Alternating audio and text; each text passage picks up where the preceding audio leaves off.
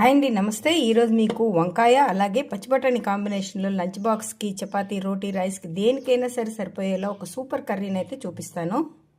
దీనికోసం అయితే వంకాయ ముక్కల్ని ఇలా సన్నగా పొడవుగా కట్ చేసుకోండి. ఇప్పుడు స్టవ్ మీద కడాయిలో కొద్దిగా ఆయిల్ హీట్ అయిన తర్వాత ఇందులో ఒక చిన్న స్పూన్ వరకు మెంతులు, అంటే ఒక 10-15 వేసుకోండి.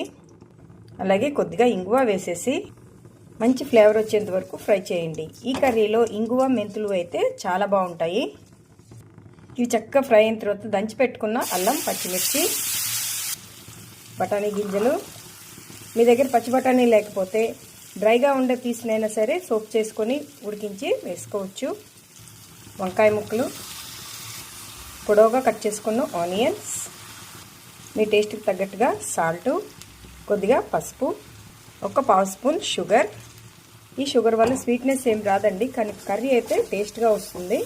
ఇప్పుడు వీటి మొత్తాన్ని బాగా మిక్స్ చేసేయండి. ఇలా మిక్స్ చేసుకున్న తర్వాత ఇందులో కొద్దిగా మిక్సీ జార్ కడిగేసి వేసేసుకొని మూత పెట్టేసి మధ్య మధ్యలో కలుపుకుంటూ వంకాయ ముక్కలను మెత్తగా అయ్యేంత వరకు మగ్గించండి.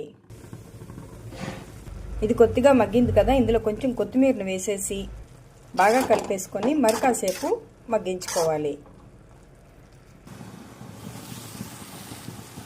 ఈ కర్రీ అయితే మనకి అయిపోయిందండి, చక్కగా ఉడికిపోయింది. ఇప్పుడు స్టవ్ ఆఫ్ చేసేసుకొని దీన్ని సర్వింగ్ బౌల్లోకి తీసేసుకుందాం.